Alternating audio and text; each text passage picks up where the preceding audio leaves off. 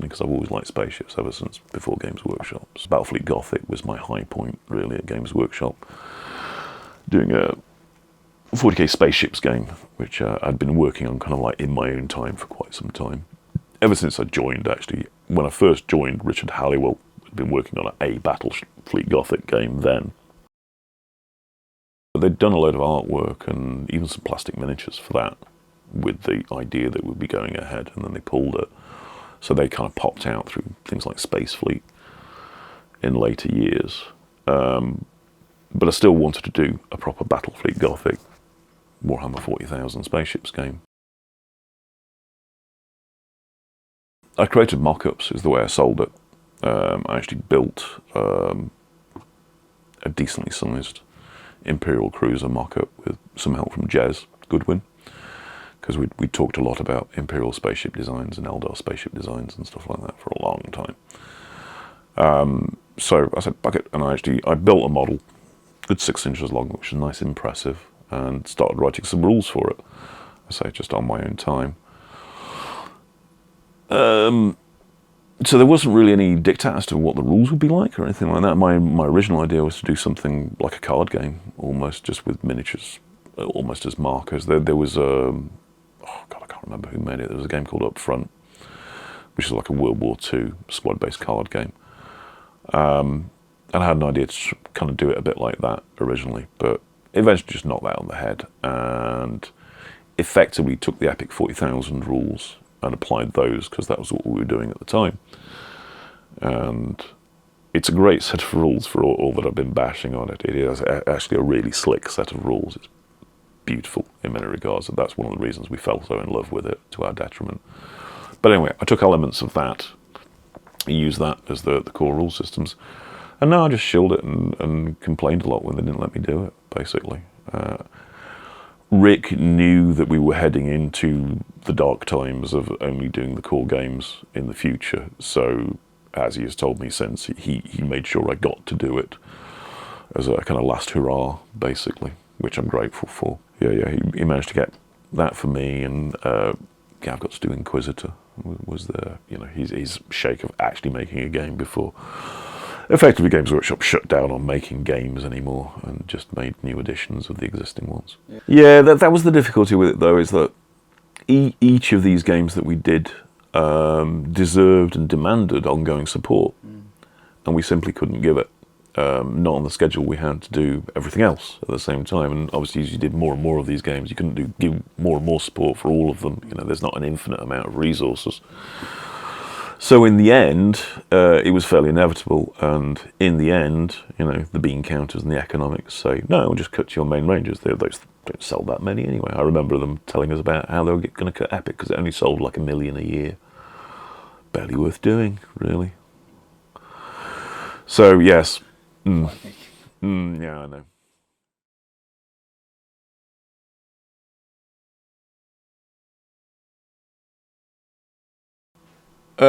Well, it's like I say, there was always a thread of looking after the epic scale ranges where I came in to the studio in the first place, and one of the first big jobs I did after doing those bits for Warhammer, Battle Magic and things like that was doing the supplements for Space Marine, 2nd edition Space Marine, which Rick had done. And he did Armies of the Imperium, it was like the first supplement. And then I followed it with the next 3. Sometime after that we did Titan Legions, which again, it was a bit like what we'd done for 2nd edition, where it was pulling together everything that had been produced so far for Space Marine 2nd edition, trying to get it in some sort of logical order. Introduced Knights again, hello, for which we had a fairly appalling plastic model, and Emperor Titans and Mega Gargants. They were the big new cells as well. And that was kind of like, I had hoped, capstone on doing Space Marine 2nd edition stuff or epic scale stuff for a while, because it seemed to cover all the bases. But there was always a call for new game systems to come out, and sometime after that I can't remember quite how it got there overall, but the decision was made to do a new edition of Epic, I mean, to be fair, we may have agitated it for ourselves. And me and Jervis worked on Epic 40,000 as it was released, the release title for it, which was more of an abstract departure from Space Marine 2nd Edition. I tended to use like totting up firepower points and things like that. And unlike the sort of fairly rigid card-based command structures that 2nd Edition had used, there was a far more kind of free-form build your army. And the idea in that was that detachments could effectively represent what were armies in 40k. So you could reproduce your 40k army in epic scale. Just kind of nifty in its own right, but kind of missing the point in retrospect overall. That's not what people necessarily wanted to do. They wanted to have bigger armies than they could have in Warhammer 40,000 and play with those. And what's more, it's what I said, it was too much of a radical change over what Space Marine 2nd Edition was, and it did not land well, because basically it upset the existing players who already liked 2nd Edition, and it didn't really draw in particularly many new players because they weren't lit up by what was effectively a fairly abstract system. Not easy to learn necessarily, and not easy to put your army list together for either, since you basically had a list of like a laundry list of things you could put into each detachment and not much guidance on it. So now we mucked that one up something fierce and basically killed Epic at Games Workshop up until now, when they brought back a new version of Adeptus Titanicus at a different scale. In the intervening time, I mean, Jervis did rescue it by doing Epic Armageddon, which kind of merged what we'd done in Epic 40,000 with Space Marine a bit more closely, and gave a lot more guidance on army lists and things like that. So, and that's had a reasonable attraction, and that's kind of like picked up some of the loss that came from Epic 40,000, and is played to this day. It's the most popular one on the tournament circuit. But there is still Net Epic Gold and Platinum and Palladium or something like that out there, which is the players hanging on to 2nd Edition and going like, nope, thank you, we'll play this, we'll just do new army lists when new stuff comes out, and yeah, I've never thank heard you. Of those, I must admit.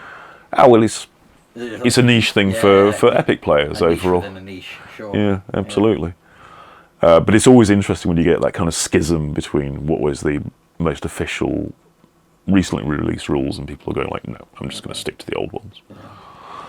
I'm quite happy here overall, because oddly enough, and I'll tell you this now, people don't particularly like learning new sets of rules. They'd rather not if they can avoid it. And who can blame them overall? So that's been a resounding lesson for me in the later years of my games design career, is like, don't change things too much unless you have to, really. Especially in those sort of circumstances where it's doing a 2nd Edition. So yeah, and that had, as we know now, unfortunate consequences in that Rick had an epic scale fantasy game, Warmaster, I won't call it Warhamster, Warmaster, that he was all set to go with, and the board at GW basically said, well, Epic 40,000 fell on its face, so we're not going to let you do that. We're going to tell you what else to do instead. You're going to do Gorkamorka. And so we got landed with doing Gorkamorka as our punishment. It wasn't as direct a line as that, or I didn't perceive it as being direct a line as that, but God, Jesus Christ, it certainly worked out that way. So we basically had to turn it around in a usual period for doing a game would be like a year or two of development, preferably a year of development than a year of playtesting on top of that. Did Gorkamorka in 8 weeks. Gorkamorka, it was kind of a follow-up to Necromunda, I think was the thinking behind it. Necromunda had landed, and that was a spin-off, in effect, from Warhammer 40,000 2nd Edition. Street gangs in the mean streets of the hive city of Necromunda. Hive cities of Necromunda. And it had a progression system that was kind of like inspired by Blood Bowl. So you had a little gang of dudes, you could lose them through injuries or deaths and things like that, or get new ones. Individuals would gain experience and get skills and stuff like that. Very popular. People really, really liked it. Good entry point kind of a game as well, because you only needed a little gang of 6 or 7 to start off with. You didn't need a whole army. So, very popular game. Popular enough again that we've seen it bob back to the surface again in the 21st century.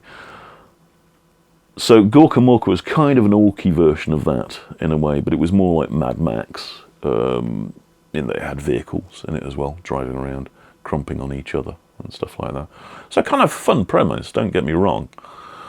And in some ways it was easier to do, or we were set up to be able to do it because of way back before I even joined in 1990, they did the Wild the Orcs books. Actually, I did something for the last of them, the Freebooters book. And so there was a kind of like a mass of background material for Orcs that had already been worked out, and a lot of spare artwork and things like that. So it was possible to plunder the past archives for quite a bit to go into it. But yeah, the whole thing was brutal from my perspective, just brutal turning it around. And we knocked together a game system based on Necromunda, but with some vehicle rules in it. Tested out a few things with the vehicle rules that would eventually go into 3rd edition, 40k. But yeah, overall it was quite a brutal experience, churning that one out. Hit was reasonably popular, disappeared again within 6 months, so it seemed a bit of a pointless exercise as well, frankly. Again, it still has its exponents to this day. People still play Gorkamorka. I think it's great. Don't worry, guys, I do love you. It's just a bit of a redhead stepchild for me because of the circumstances, really. In that we just didn't feel like we could do our best with it. I say we'd learned from doing Necromunda and Blood Bowl, particularly with a campaign-oriented game like that what really made them work well is like you develop your game and then you just like run some dummy campaigns, and we run them through the studio when we're on Castle Lord, and they were awesome. And you got so much feedback and just sort of like genuine people playingness out of that, which these days you can get via the internets, but in those days that was a real rare treat to be around for. And that really helped give them that polish, which I feel is one of the things that means that they've been such keepers over the long term. They have Blood Bowl and Necromunda are still in Games Workshop's catalogue right now, where Gorkamorka, well, there you go, eh? Necromunda, Necromunda had a long gestation period because, again, when I joined in 1990, there was Confrontation was already around, which was kind of like the seed for Necromunda. That was Brian Hansel's, wasn't it? Yeah. Yes, it was, and it was based off of system-wise. Well, I can't say exactly what it was based off. It was a percentile system. It owed a certain amount to, oh God, what was it called? Once Upon a Time in the West. I think the Wild West rules that he'd written were previous to that, which I'd played back in the 80s. And so it owed a certain amount to that, and it was quite numbery, quite crunchy overall. The best advance me and Jervis, because me and Jervis went and demoed it at one of the early games days over in Derby. Back in the days when we used to do separate Golden Demon and games days each year, at Derby assembly rooms, no less. And we took it over and ran some demos, stroke participation games with it. And it was quite hard work to play with as a game. The best innovation that Jervis had come up with was basically by coming up with a slide rule type thing because basically different factors affected different factors and worked through other factors to give you a percentage. It was a computer game without the computer, in essence. Now, peripheral out to that as well, also Nigel Stillman had done up some big Necromunda boards and things to play around on. So we kind of played it around on those and stuff like that. It didn't really go anywhere. Got put to one side until it was time for, oh my God, we need to do two games a year going forward. 2 box games a year. What are we going to do? And once again, like with Gorkamorka, to a certain extent, all that previously done artwork, ideas, thinking, background came to the fore. Sort of dusted them off, basically, and looked at mating that together with what we'd done for second edition Warhammer 40,000, except instead of squads, it was individual models. Fine, it was granular enough to take care of that. We found you needed something other than being dead, particularly on low wound models, as just a way of accounting for damage and casualties. So we introduced pinning rules to it, and injuries, light injuries. And with all that, it was actually a pretty fun little game to play. Just running around, quite spoggy guys with clubs and auto guns and stuff like that. That fine line, like visually as well, between the comedic, like you have the Goliaths that are all super jacked up, and the Delax then, who are these stick thin. So kind of had that like comical contrast. Yes, well, we really, again, that was great design work on Jazz's behalf, because he was like, all right, so we're going to have these different gangs.